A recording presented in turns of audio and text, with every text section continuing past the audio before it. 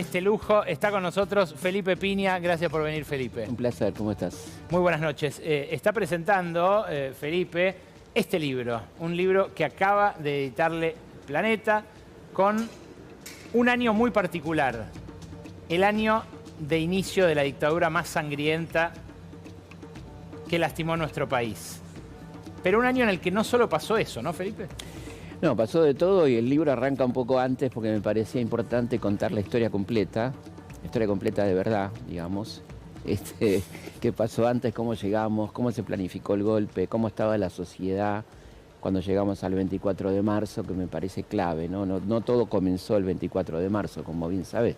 Hablando de economía, por ejemplo, lo que fue el Rodrigazo, ¿no? Que fue un plan de ajuste brutal sugerido por el Fondo Monetario, donde ya había en el gabinete de Rodrigo figuras que vas a encontrar en el gabinete de Martínez Dios. Por ejemplo, Ricardo Mansueto Sin, hombre clave del neoliberalismo en Argentina, ¿no? Hombre de los dueños, ¿no? Exactamente, El hombre empresariado de tu libro. Sí. Bueno, entonces me pareció fundamental esa previa al 24, cómo llegamos, ¿no? Y después, por supuesto, los preparativos del golpe, que fueron muy minuciosos, muy metódicos, ya claramente a partir de julio del 75, con reuniones, con precisiones sobre el modelo económico, pero también sobre el modelo represivo, ¿no? Cómo iba a ser la represión, qué características iba a tener, las desapariciones, es decir, todo ese método que habían aprendido de los franceses en esa famosa escuela francesa de la represión, que cuento todos los detalles en el libro, ¿no? Ah, de Argelia también, la experiencia de Argelia. Argelina e Indochina, ¿no? Venían acá, vinieron muy tempranamente, el año 57. Mirá. En plena llamada Revolución Libertadora. Lo de Indochina no lo sabía. Claro, lo vienen de ahí y bueno, vienen a dar clases de la guerra contrarrevolucionaria, donde ya está el método de la desaparición, el método de la tortura como elemento sistemático y necesario para ellos, y que el ejército argentino aprendió muy bien a lo largo de todos esos años, que después se complementó con la Escuela de las Américas, porque fíjate que muchos profesores franceses, de estos generales, coroneles que habían estado en Argelia, Sí. fueron después instructores en la Escuela de las Américas en Panamá. Impresionante. O sea, ahí hay una mezcla de las dos doctrinas, digamos, ¿no? En Malvinas hubo tortura, hubo estaqueo. Ahora que todo. pasó el 2 de abril, Exactamente. esas historias siempre afloran, ¿no?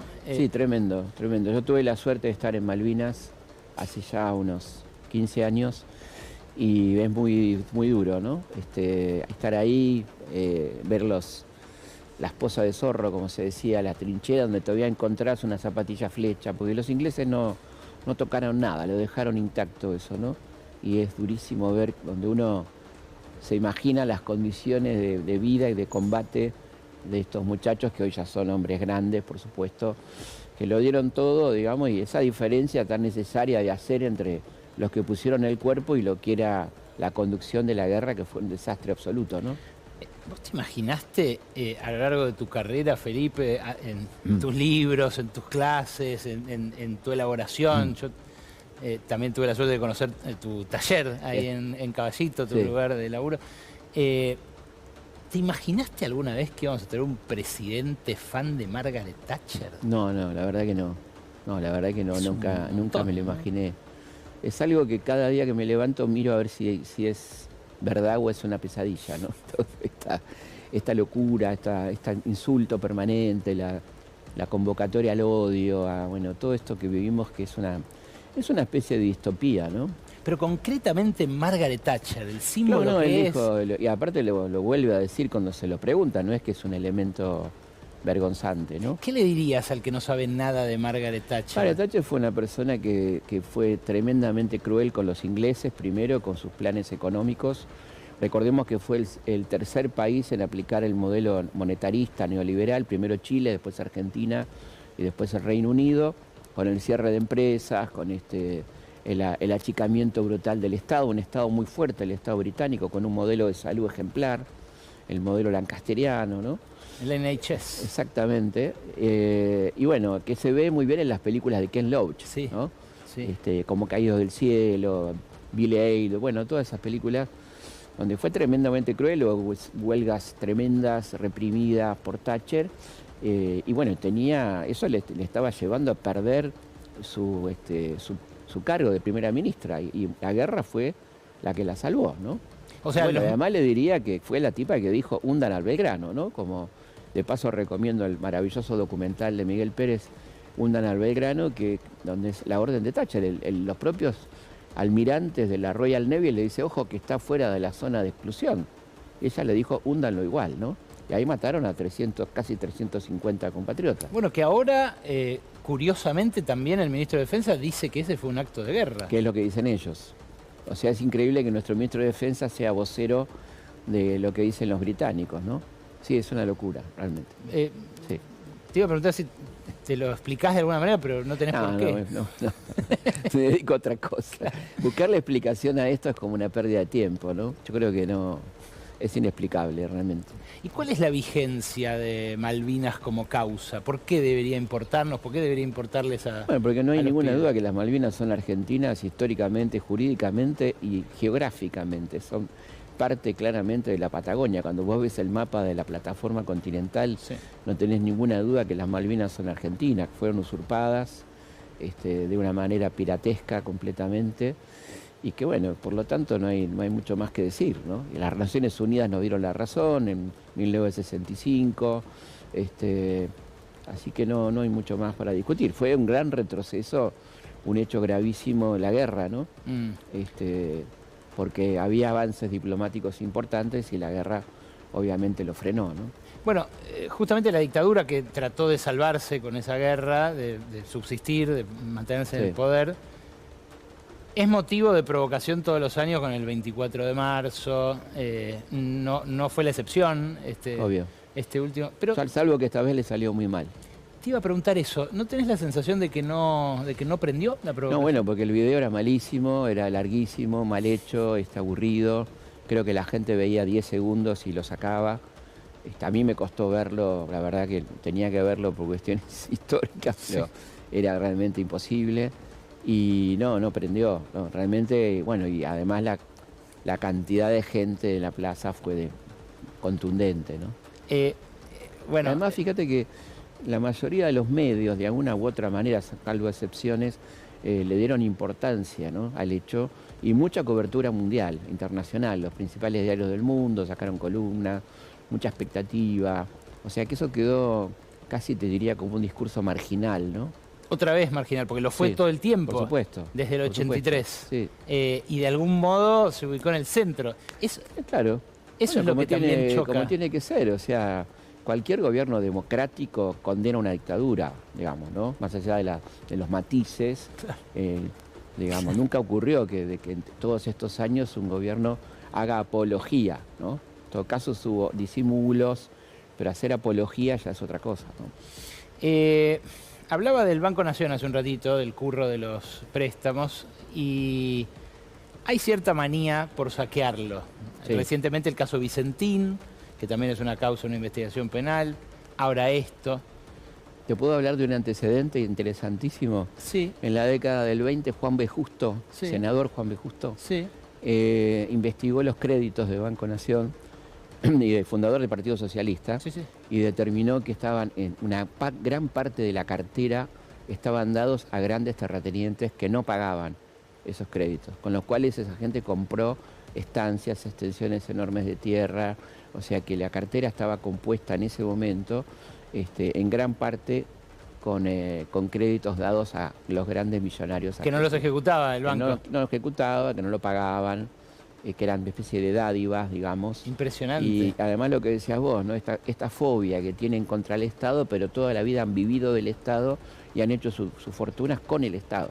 Si vos analizás cada una de las grandes fortunas argentinas, el 90% hizo la plata con el Estado.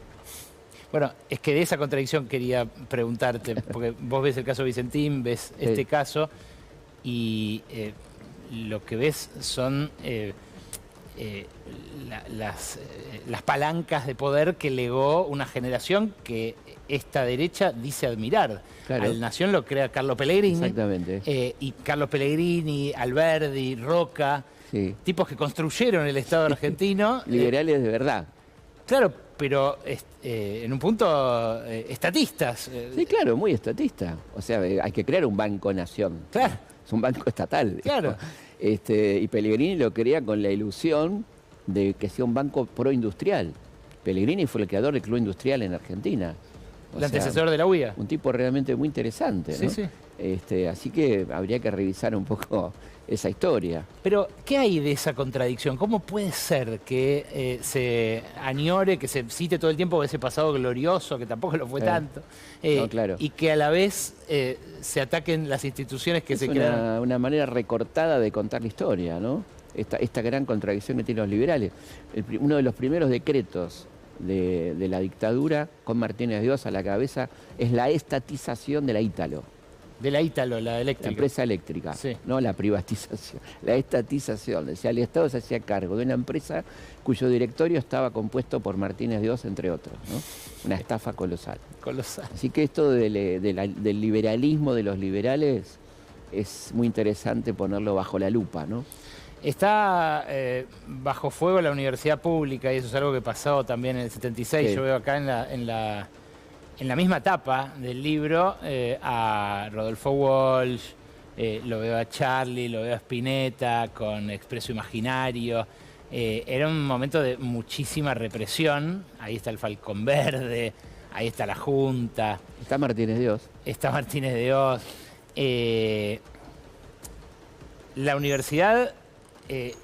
no recuerdo yo que en democracia haya sido atacada financieramente como ahora. Me acuerdo de López Murphy, me acuerdo de la ley de educación superior, del menemismo, pero esta situación ya de debate sobre su existencia o no... Es tremendo. La ciencia en general, el CONICET, la universidad, todo lo que tenga que ver con el progreso nacional, ¿no? Con la producción de pensamiento nacional está siendo atacado de una manera despiadada realmente, ¿no? Y lo más problemático para mí es la insensibilidad de la sociedad frente a esto. ¿Por qué? A ver. No, digo que, qué sé yo, en otro momento de la Argentina, digamos, atacar al Garrahan tenía su costo, ¿no? Atacar a la universidad pública también, atacar a los discapacitados. Y hoy hay una sociedad como un poco anestesiada, que no parece afectarle tan directamente esto que está pasando, ¿no? Bueno, hubo grandes movilizaciones por la universidad. Sí, pero sigue siendo una parte, ¿no? Sí. El resto como que si no lo afectara de manera directa, una cosa así, ¿no? No tiene que ver conmigo. Claro. Es un fenómeno mundial también, de este egoísmo absoluto que después, por supuesto, termina volviéndose en contra, ¿no? Porque en algún momento vas a tener que recurrir al hospital público, a la universidad pública, aunque vos no te sientas parte, ¿no? ¿Cuán deliberado es eso? ¿Qué ves de lo que hace el gran capital a nivel internacional para destruir, para corroer esos lazos sociales? Para que uno sienta que lo que pasa en la universidad no le pasa a uno. Yo creo que hay algo deliberado y algo que se va dando como tendencia, ¿no?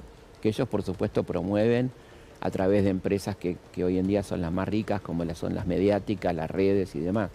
Pero hay una especie de tendencia mundial a esta cosa de lo autorreferencial, mientras no me afecte a mí no pasa nada, ¿no? Una cosa muy potente que está pasando. Pero por supuesto hay un plan detrás, ¿no? Evidentemente. Sí, y no pasa en todo el mundo, pasa en Occidente. No, pasa en Occidente, en algunos lugares puntuales, más que en otros, sí. Pero hay una tendencia, evidentemente, ¿no? Tengo que ir a una tanda. Te quiero hacer una pregunta estructural sobre lo que estamos viviendo. Algo que me pasa ahora cuando miro la guerra, cuando miro el desempeño de este propio gobierno acá, lo que pasa súbitamente en Brasil, Lula preso, después Lula presidente, Lula yendo por la reelección, Bolsonaro preso. ¿Se aceleró la historia de alguna manera? Sí, hay un aceleramiento de la historia. Sí, que al punto tal que la propia academia a nivel mundial, digamos, ha cortado la famosa profilaxis, ¿no? Aquello de cuánto tiempo tiene que pasar de un hecho para que sea histórico. Sí. Cada vez es más corto y hay muchas universidades en el mundo que tienen cátedra de historia inmediata, o sea, de lo que está sucediendo. Por ejemplo, la guerra en Irán, ¿no? Entonces, ¿qué puede aportar la historia para dar contexto a lo que está ocurriendo en el momento? Y ya no es eso de dejar pasar un tiempo para analizarlo, porque los tiempos, como decís, se van acelerando y todo es más rápido y todo pasa de una manera muy, muy fugaz también, ¿no? Sí, sí. De ratos da vértigo, de ratos da miedo, genera incertidumbre. Sí. Me parece que eso también alimenta estas derechas. Es una época del miedo también, donde el miedo está muy bien manejado, ¿no? Hay un laburo con el miedo que que es fuerte, ¿no? Mira qué Este tipo va interesante. amenazando, mañana rompo todo y Sí, qué sé yo. Y que lo crees capaz, por otra parte, ¿no? sí, sí, claro, Claro. claro. Y respecto de Milei, concretamente, puntualmente, ¿qué lugar te parece que le reserva la historia? ¿Qué van a decir dentro de 50 años, 60 años los libros? Espero que puedan reírse. ¿Por qué? Sí, porque es un personaje de historieta, ¿no? Espero que puedan reírse. Nosotros no podemos reír mucho, digamos. Pero hay cosas absurdas. Cuando uno analiza todo lo que es el andamiaje, el armado de poder, los insultos, la fijación anal, bueno, todas estas cosas que vos decís, ¿en serio? ¿No? Pero bueno, ojalá que puedan reírse, ¿no? En este momento estamos pasando un drama donde mucha gente la está pasando muy mal, por lo tanto no da para la parodia. Y lamentablemente no tenemos programas cómicos, viste que en otro momento Argentina supo tener un excelente humor que quizás se manifiesta en los memes, en las redes, Sí. pero harían un picnic, un programa cómico con estos personajes, ¿no? La verdad que sí. Felipe, un placer recibirte, como siempre. Gracias por venir a la Ley de la Placer. Selva. Búsquenlo el libro, ¿eh? Acá está el nuevo libro de Felipe Piña sobre el año 76. Editó Planeta y ya llegó a todas sus librerías. No habrá programas de humor, pero sí hay segmentos.